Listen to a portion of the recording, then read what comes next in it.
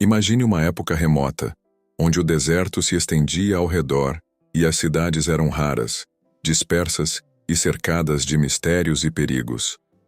Abraão, um homem de fé inabalável, vinha de uma longa jornada.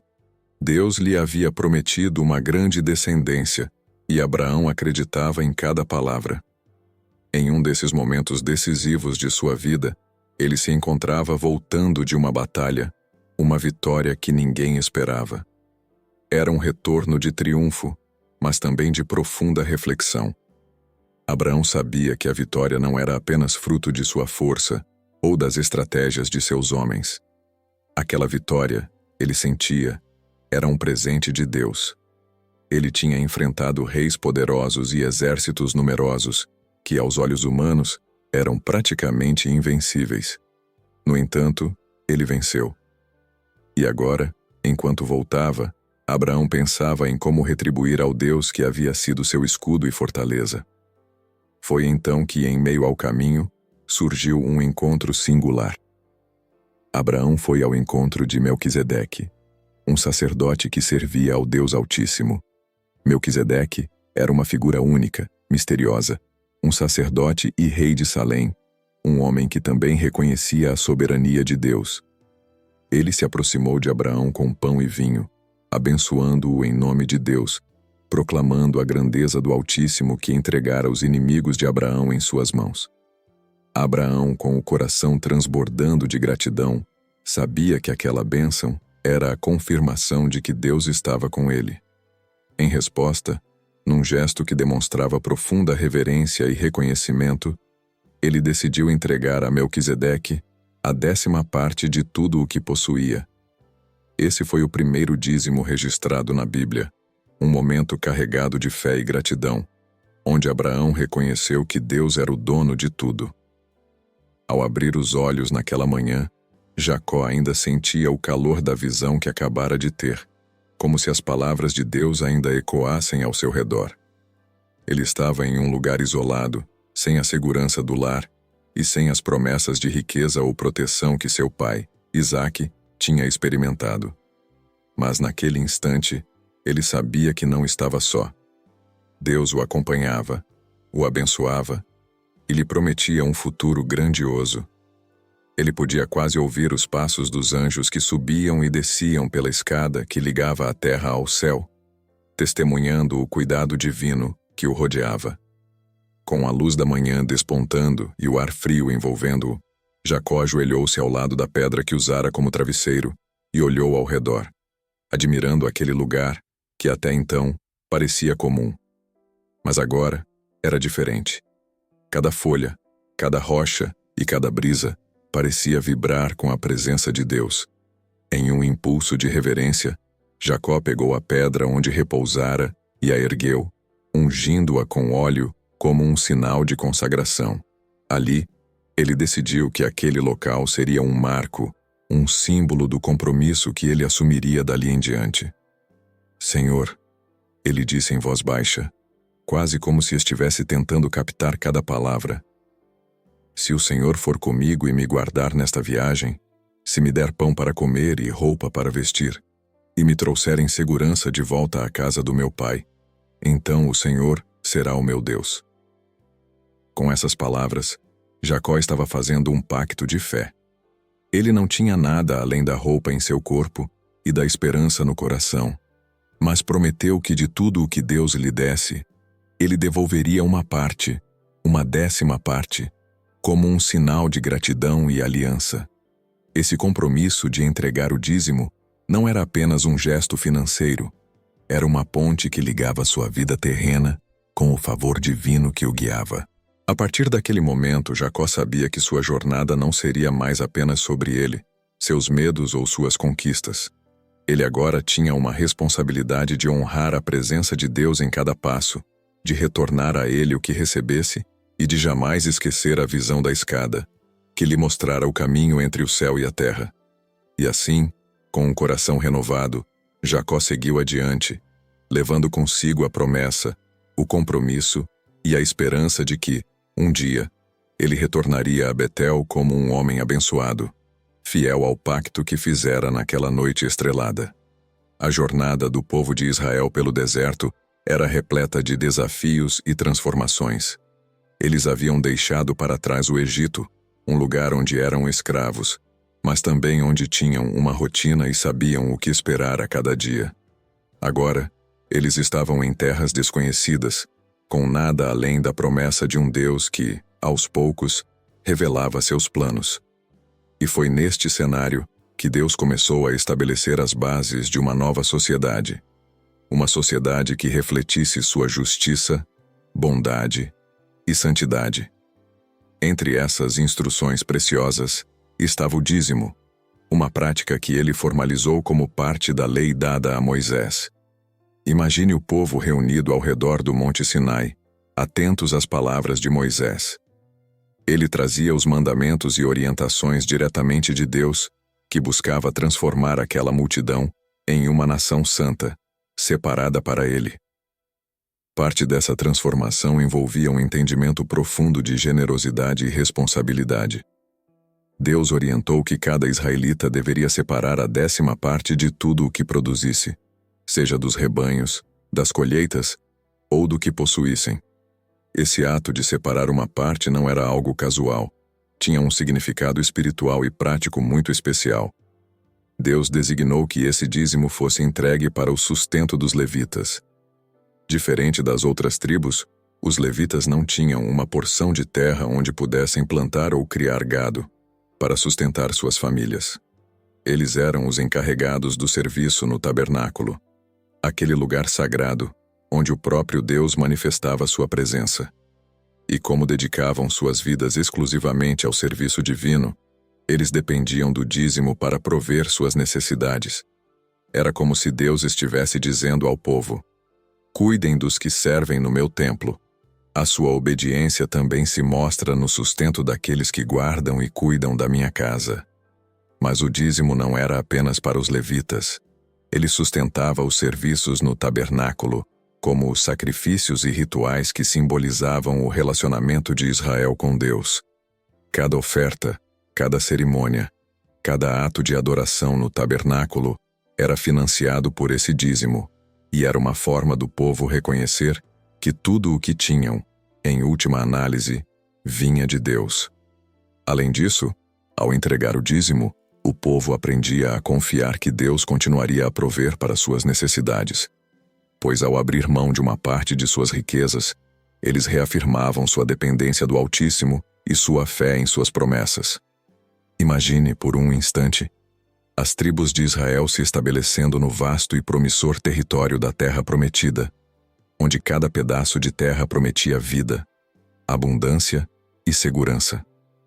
Cada tribo, desde a de Judá até a de Benjamim, recebia sua herança, parcelas de terra que passariam de geração em geração, estabelecendo a base econômica e familiar de cada clã. Porém, havia uma tribo que se destacava e, ao mesmo tempo, parecia desfavorecida aos olhos humanos: a tribo de Levi. Os levitas, diferentes de seus irmãos, não possuíam terras para plantar, colher ou criar rebanhos. Enquanto as outras tribos se preparavam para erguer suas próprias casas e cercas ao redor de campos férteis, os levitas tinham uma missão e uma vocação especial, que lhes exigia completa dedicação. Eles eram os guardiões da santidade de Israel, os que estavam comprometidos em servir a Deus em tempo integral, dedicando suas vidas às tarefas do tabernáculo, o lugar sagrado onde a presença de Deus habitava. O tabernáculo era o coração espiritual de Israel. Sua estrutura simples, mas cheia de simbolismo, era mantida pelos levitas com grande zelo e reverência. Eles limpavam os altares, cuidavam dos utensílios sagrados e zelavam pelo fogo que nunca deveria se apagar, pois representava a presença contínua de Deus no meio do seu povo. E assim, enquanto os levitas estavam ocupados com esse serviço sagrado, o dízimo, oferecido com gratidão e obediência pelas outras tribos, servia como sustento para essa tribo que vivia completamente para o Senhor. Cada israelita sabia que, ao separar a 10ª parte de seus produtos e de seus rebanhos, estava fazendo mais do que garantir o sustento dos levitas. Eles estavam contribuindo para manter viva a chama espiritual de Israel. Cada porção entregue era uma declaração de honra e respeito pela obra divina e por aqueles que foram chamados para cuidar do serviço no tabernáculo. Além disso, o ato de dar o dízimo lembrava cada israelita de que nada do que eles possuíam era realmente deles. Tudo vinha das mãos generosas de Deus, que lhes dava a força para trabalhar e prosperar. Ao entregar o dízimo, o povo reforçava sua fé na provisão divina.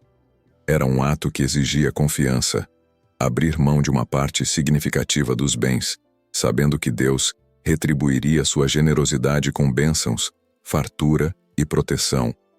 E assim, a cada colheita, a cada aumento do rebanho, a cada ciclo de produção, o povo era lembrado de que o sustento espiritual de Israel não estava apenas nos rituais ou nas oferendas, mas na união de um povo que reconhecia e honrava o sagrado chamado dos levitas.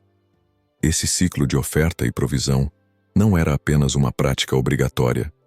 Ele fazia parte do tecido espiritual de Israel, um constante lembrete de que cada um tinha um papel e uma responsabilidade diante de Deus e dos irmãos. O dízimo era uma ponte que ligava a vida diária do campo, dos rebanhos e dos pomares à santidade do tabernáculo, ao compromisso com Deus e à construção de uma comunidade que vivia sob seus mandamentos. Imagine a cena: a comunidade de Israel reunida ao redor do tabernáculo, onde a vida espiritual pulsava e os ensinamentos divinos ganhavam forma prática. Nesse contexto, o dízimo não era apenas uma entrega de bens ou uma tradição, mas um ato que transcendia as necessidades do tabernáculo e dos levitas. Ele tinha uma função ainda mais profunda, alcançando as vidas daqueles que eram mais vulneráveis na sociedade, os órfãos, as viúvas e os estrangeiros. Esses eram os que muitas vezes estavam à margem, sem uma família para sustentar, sem terras para cultivar e sem meios para prover seu sustento. O povo de Israel entendia que o dízimo era uma maneira de incluir aqueles que tinham sido deixados para trás. Quando cada família trazia sua oferta, sabia que parte daquela entrega serviria para alimentar uma criança que havia perdido seus pais ou para sustentar uma viúva que não possuía meios próprios de subsistência. O dízimo, portanto, ia além de uma relação direta entre o doador e Deus. Ele simbolizava uma rede de apoio, uma responsabilidade coletiva onde o povo se unia para garantir que ninguém passasse necessidade. O ato de dar o dízimo para ajudar os necessitados não apenas supria as necessidades físicas, mas também era um sinal visível da justiça de Deus, um lembrete constante de que o Altíssimo é justo e se importa com todos, especialmente com os que são mais vulneráveis. Esse cuidado social era algo profundamente arraigado na cultura de Israel, pois mostrava que eles eram um povo separado, com valores distintos das outras nações ao redor. Através do dízimo, eles expressavam o amor e a compaixão que haviam experimentado ao serem resgatados do Egito, um lugar onde eles mesmos haviam sido oprimidos e marginalizados. Então, ao ofertarem o dízimo, o povo de Israel fazia mais do que cumprir uma obrigação. Eles eram parte de uma obra de justiça.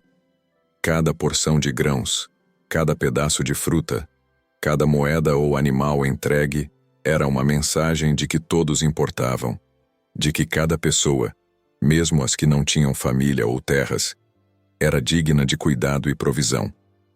Essa era a verdadeira força do dízimo, uma corrente de amor que fluía do tabernáculo para toda a comunidade, transformando as doações em sustento e esperança para aqueles que mais precisavam.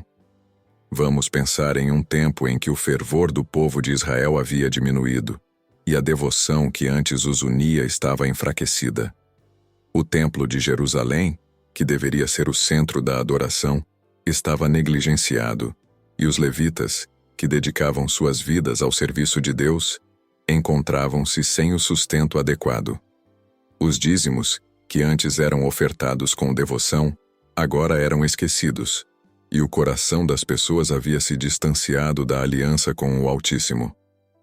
Neste cenário de frieza espiritual e negligência, Deus enviou o profeta Malaquias com uma mensagem clara e impactante. Malaquias não poupou palavras. Ele se dirigiu ao povo com autoridade, transmitindo o clamor de Deus que perguntava: "Em que me roubais?" Imagine a reação das pessoas ao ouvir isso. Elas estavam confusas e surpresas, se perguntando como poderiam roubar de Deus. E Malaquias foi direto, explicando que o roubo estava na retenção dos dízimos e das ofertas. Com essa acusação, ele despertou o povo para o fato de que, ao negligenciarem o dízimo, eles estavam, na verdade, afastando a bênção e a proteção de Deus sobre suas vidas. Era um chamado ao arrependimento, mas não um chamado sem esperança. Em vez disso, Deus, por meio de Malaquias, ofereceu um convite inesperado e poderoso: "Fazei prova de mim." Imagine a intensidade desse desafio. Era como se Deus estivesse abrindo uma porta de retorno para seu povo, uma oportunidade para eles renovarem seu compromisso e experimentarem novamente a fidelidade divina. Deus prometeu que, se o povo voltasse a entregar o dízimo com sinceridade e gratidão, ele abriria as janelas dos céus e derramaria bênçãos sem medidas sobre eles.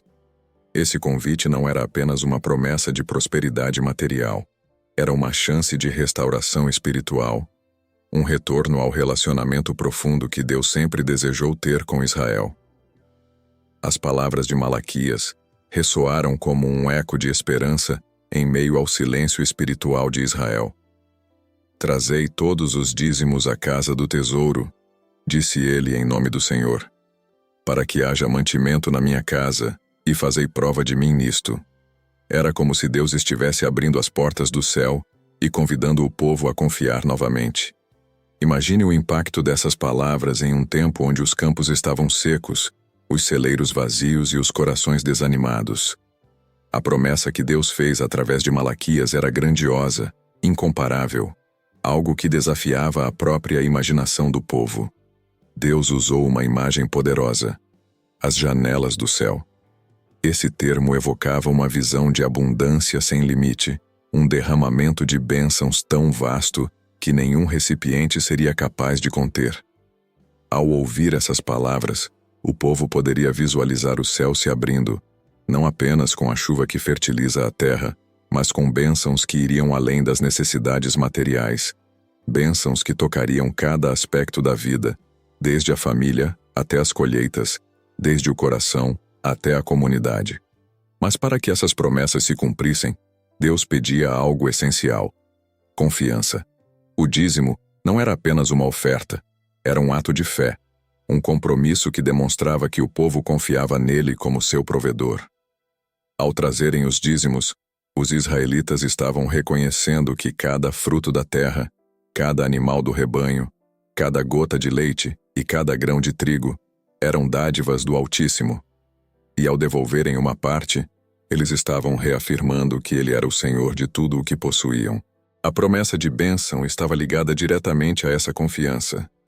Deus estava pedindo ao povo que abandonasse o medo da escassez e confiasse que ele supriria cada necessidade. Nos dias de Jesus, quando ele caminhava entre o povo, ensinando, curando e revelando o coração de Deus de uma maneira que ninguém jamais havia feito.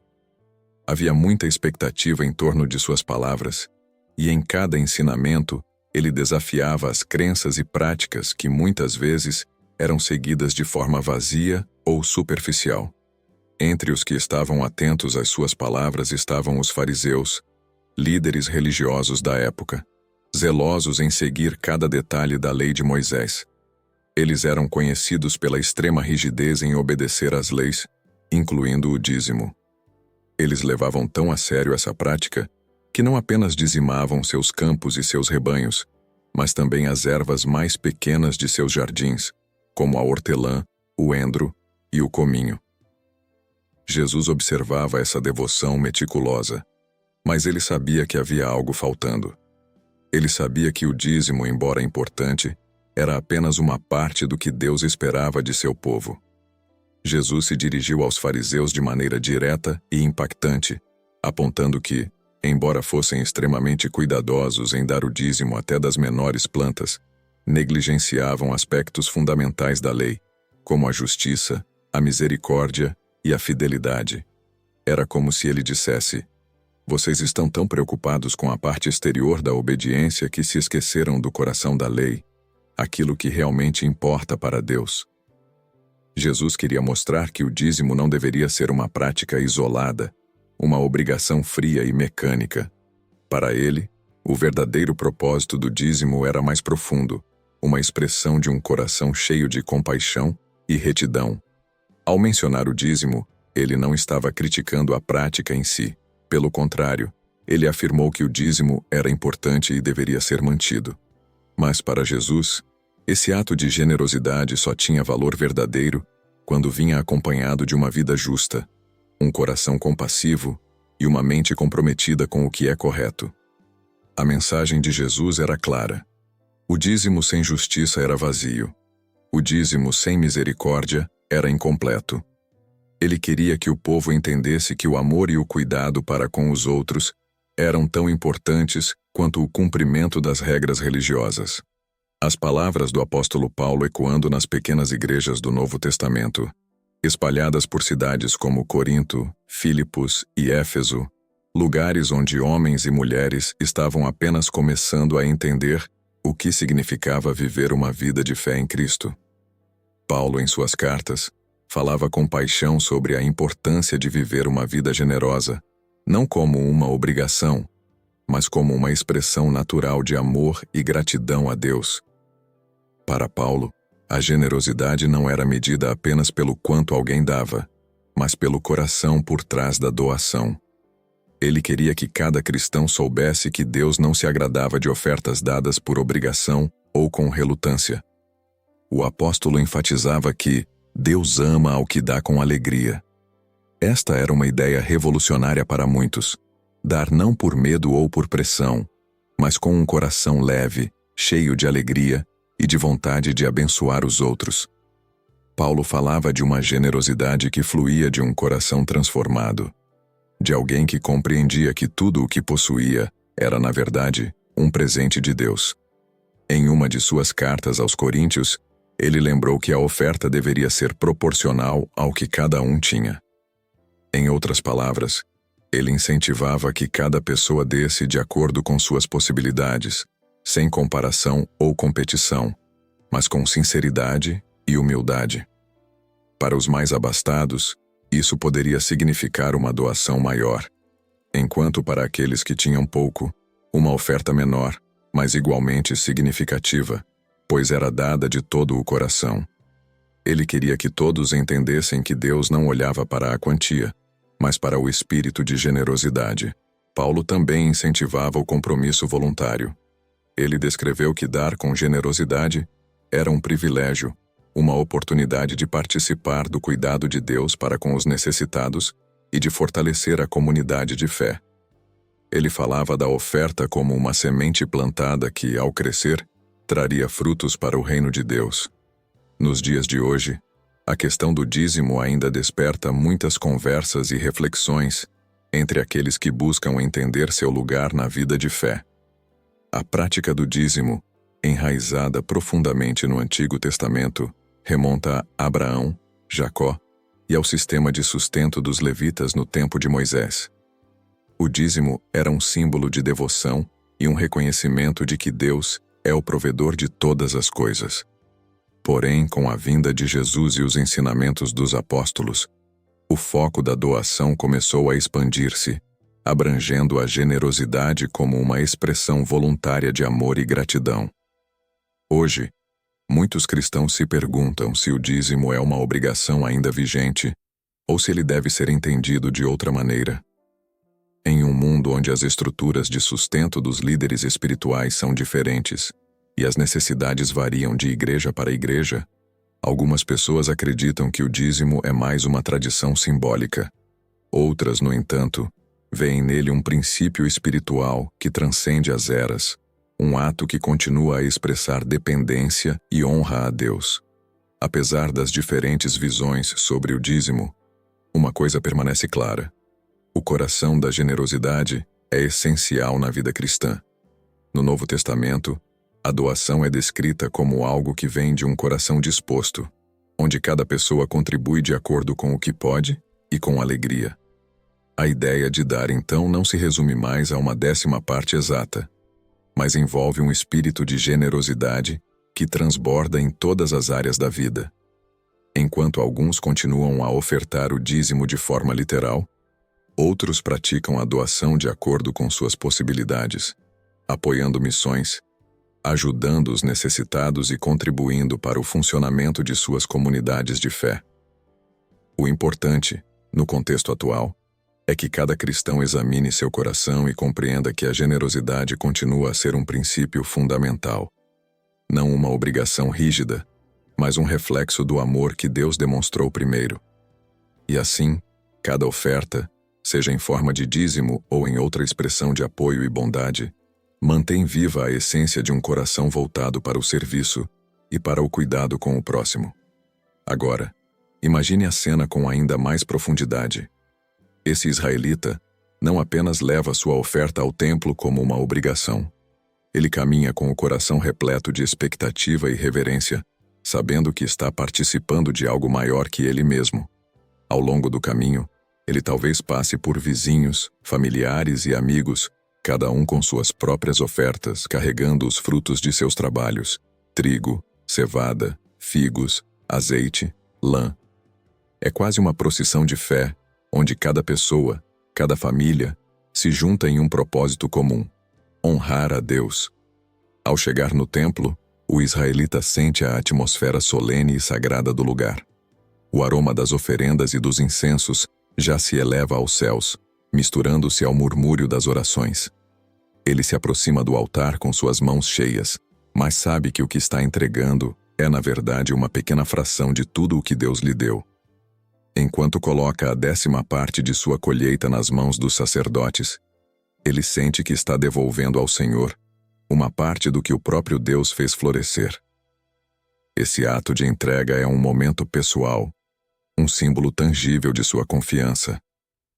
Ele acredita que, ao colocar a Deus em primeiro lugar, sua vida estará sempre no caminho certo, segura nas mãos do provedor, e há algo especial na forma como ele se sente ao sair. Mesmo com menos do que trouxe consigo, ele carrega uma paz que não tinha ao chegar. Ele sabe que, ao abrir mão de parte de sua colheita, de seu rebanho ou de seus bens, ele fez algo profundo. Ele reafirmou sua dependência de Deus. Em seu coração, ele leva consigo a certeza de que o Senhor, que foi fiel no passado, será fiel em cada necessidade futura. Para ele, o dízimo não é apenas uma prática financeira, mas um elo de confiança, um gesto de adoração que une o céu e a terra. O dízimo, no fim das contas, é uma prática que transcende gerações e contextos culturais, unindo o presente ao passado em um propósito comum: a aliança entre o ser humano e Deus. Quando entregamos uma parte daquilo que temos, por mais simples que seja, estamos nos conectando a uma longa tradição de fé e obediência, desde Abraão e Jacó até os dias atuais. É como se cada oferta, cada porção separada, escrevesse uma linha em nossa história pessoal com Deus, lembrando-nos de que tudo o que somos e possuímos pertence a Ele. Além disso, o dízimo nos convida a olhar para dentro e refletir sobre nossos valores e prioridades. Ele nos ensina a confiar em um Deus que é infinitamente maior do que qualquer riqueza material, um Deus que sustenta a criação e cuida dos seus filhos. A prática do dízimo molda nosso caráter, nos chama a abrir mão da posse e do apego, lembrando-nos de que a verdadeira riqueza está na generosidade e no compartilhar. E como uma árvore que produz frutos, cada ato de dar gera novos frutos de bênçãos, uma paz que transcende o entendimento, uma alegria que não depende de circunstâncias e um propósito que dá sentido a cada novo dia. A bênção que Deus promete não se limita ao retorno material. É uma transformação completa que abrange nossa vida espiritual, emocional e comunitária. Ao confiar a Ele nossas finanças e colocar nossas necessidades sob seu cuidado, passamos a viver de acordo com os valores do reino de Deus, valores de justiça, compaixão e amor ao próximo. Assim, o dízimo deixa de ser apenas um mandamento e se torna uma oportunidade de participar ativamente no plano divino, cultivando a esperança de que, ao semearmos em sua obra, colheremos bênçãos que ultrapassam o que podemos imaginar. Quando entendemos o propósito maior do dízimo, descobrimos que ele é uma prática libertadora, um ato de adoração que nos lembra que somos dependentes dele e que tudo o que temos é uma dádiva do Criador. Assim, o dízimo nos ensina que a verdadeira prosperidade não está no que acumulamos, mas no que entregamos, e na certeza de que Deus, em sua fidelidade, sempre suprirá todas as nossas necessidades. Se você gostou dessa reflexão e deseja aprofundar seu conhecimento sobre temas espirituais e bíblicos, inscreva-se no nosso canal. Assim, você não perde nenhum vídeo e continua acompanhando conteúdos que podem transformar sua vida. E se essa mensagem tocou seu coração, compartilhe com amigos e familiares, para que mais pessoas também sejam abençoadas. Juntos podemos espalhar o conhecimento e a esperança que vem da Palavra de Deus.